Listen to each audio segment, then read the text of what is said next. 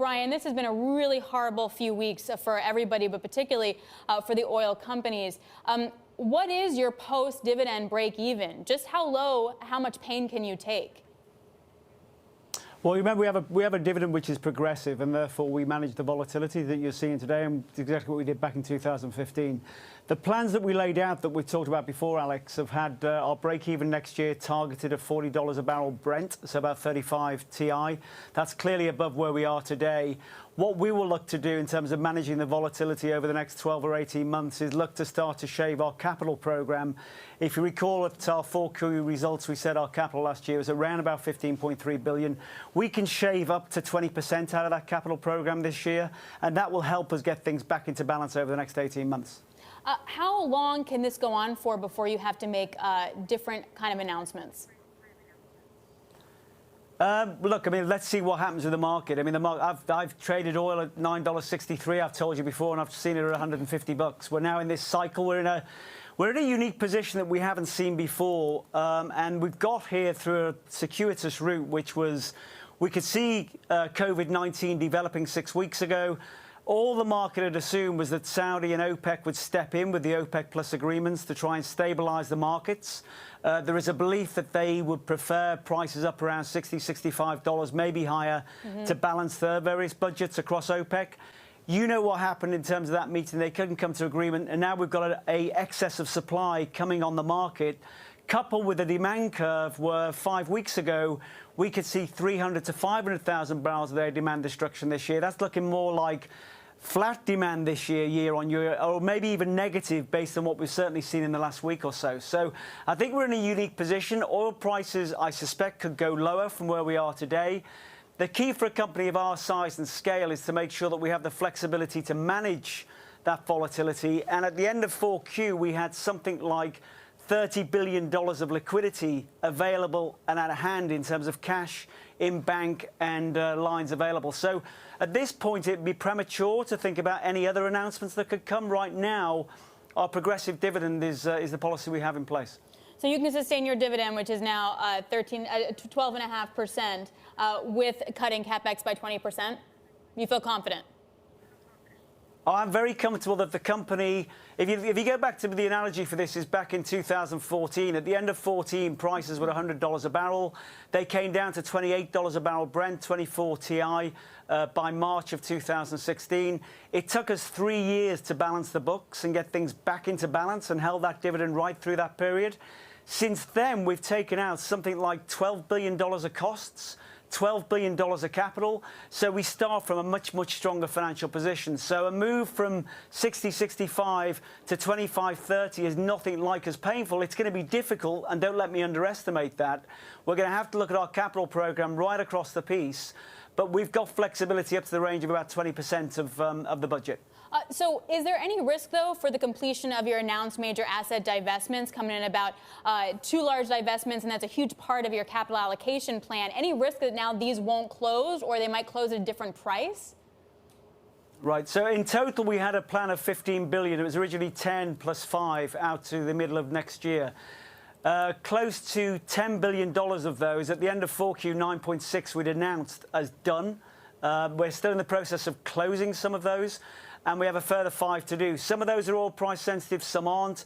And we've got a lot of flexibility in terms of the pipeline of investments we have behind that can then cover up or make the difference if it turns out that we have a failed transaction. We'll work our way through each of them, but we're pretty confident that we'll get the $15 billion done by the middle of next year as we laid out. Is there anything that you're hearing about the acquirers wanting to get out of these deals? Is there anything that they can pay to get out of these deals? No, we've had nobody. If anything, it's the exact opposite. People have been very firm that they want to complete. There are strategic reasons why they were keen to complete on those assets. And I think the main thing for the team is we got all of the dry gas assets, pretty much all of the ones that we were selling that paid for the BHP transaction.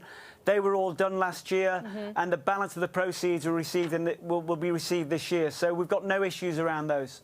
So, Brian, when you talk about sort of the flexibility with that 20%, where is the conversation right now and where you're going to be cutting that 20%?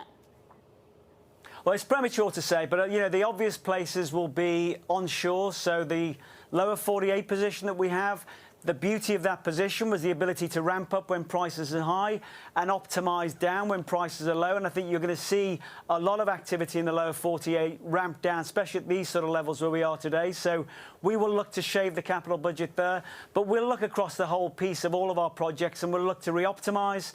And I think, the big point from my perspective is our team has been through a number of these scenarios over the last decade. If you go back to Deepwater Horizon at the turn of the last decade, right through to the oil price correction of 14, 15, 16, 17. This one will not take us as long to react to, but the team are very focused on what they do financially around that. Can you give me some insight into what you're doing with your refining business? Do you have to cut runs here when you wind up having product demand falling off a cliff, even though you have low oil prices as an input? Well, what you're starting to see, and you'll be very familiar with this, but as now this extra oil supply comes on market, the first thing we're starting to see is oil on water. So you're going to see contango market structures, quite steep contango, I suspect, into next year come into place. So you're going to start to see oil come into storage. You've got a second issue, which is not unique to BP, and BP actually has a relatively low turnaround season this year. But the second quarter of this year for refinery globally, particularly the United States, is a high turnaround quarter. So you're going to have refineries out, you're going to have oil building, and that will then start to weigh on product margins. So I think it's going to be a difficult period, certainly over the next few quarters as we manage our way through that. We have a relatively low refinery turnaround season coming up this year because we had a high one last year, getting ready for the Mar.16 legislation. So I don't think we'll be as impacted as some, but I think we're in for a tough couple of quarters. And then talking more about the CapEx and different areas of your business, does this delay the shift that BP is making in the middle of the energy transition in terms of buying alternative energy assets or taking CapEx out of something and putting it somewhere else? No, I mean, I think if you think, actually, in some respects, what's happening now is a reinforcement of the strategy that Bernard laid out on the 12th of February to diversify our portfolio further over the next few decades, recognising that oil and gas will be front and centre in that transition. It just means that it accelerates the work that we're doing around, that Bernard described to you, around how we'll look to move our barrels into the higher margin type zones and how we move that portfolio over the next decade. But I think the commitments we made on 12th of February are even more reinforced by what we see today in the markets and what's happening around the oil price. And then my last question for you. Can you give me some insight into how you guys are thinking about the scrip dividend? And I know I keep hammering the dividend, but this is what investors are most concerned about, is you'll have to take drastic steps. Any talk about the scrip dividend and reauthorizing it?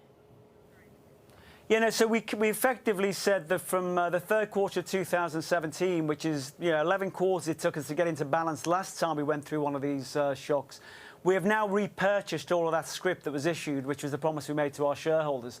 The scrip is always an option for the board if the board chooses to issue scrip, but I think we were pretty clear at the last set of quarterly results that we believed it was unlikely we would do so, but it still stays in the armoury of the board. That's an option I think we'll look at going forward, but it's certainly not one that we're talking about right now.